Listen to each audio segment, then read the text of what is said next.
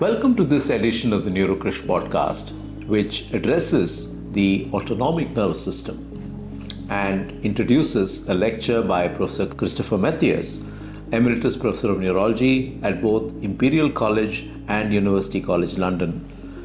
A graduate of St. John's Medical College, Bangalore, Professor Mattias went to Oxford as a Rhodes Scholar and pursued very early on research on the autonomic nervous system under the pioneers Professors John Spalding, Stanley Pearl, and Roger Bannister, famous for running the 4-minute mile.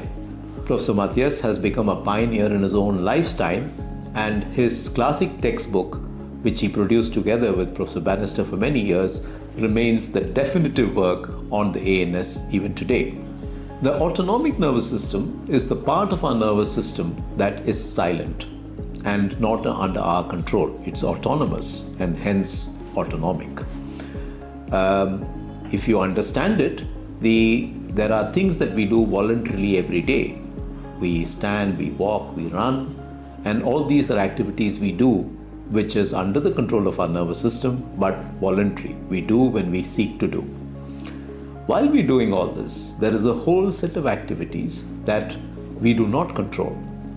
Take, for example, your digestion, or your change of blood pressure as your activities change, or your change of your heart rate as your activities change. You do not control these, yet your body is kind enough to inform you as to how you're doing. Are you too tired, for example, or is it too hot for you, for example?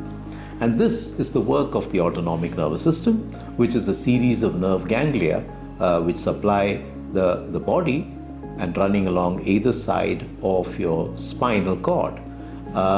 There is also an important part of it, the vagus nerve, which is the only cranial nerve of 12 cranial nerves that exists the skull and supplies many internal organs. In his lecture, Professor Mattias addresses faints, fits, falls, flutter, funny turns, all of which, he says, can be a consequence of an aberrant autonomic nervous system. The neurovascular and neurohormonal aspects of the autonomic nervous system, which have made it a new millennium disorder. And of course, this has been amplified by COVID and by long COVID symptoms, which are often autonomic. The multiple systems that are affected by the sympathetic and parasympathetic branches of the autonomic nervous system: cardiovascular, gastrointestinal, urogenital, thermoregulatory, sudomotor, and pupilomotor functions. The core diagnostic indicators that have to be tested clinically when a person presents with dizziness, falls, changing heart rate, or changing blood pressure. And these include what's called orthostatic hypotension, which is your blood pressure falls when you stand up, and postural orthostatic tachycardia syndrome, or POTS, which is your pulse races when you stand up. And these very basic clinical tests can tell us whether our problems are emerging from the autonomic nervous system being imbalanced, dysautonomia, or not.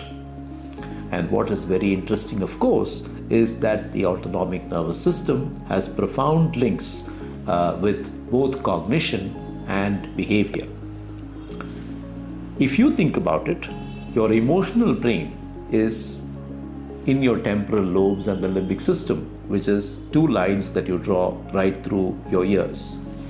And your emotional brain is deeply interconnected with your autonomic nervous system, and hence the fight, flight, or freeze response that is often talked about.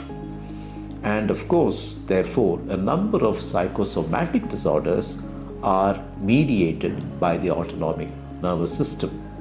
And to name a few, if you go by different bodily parts, irritable bowels can be mediated by the autonomic nervous system.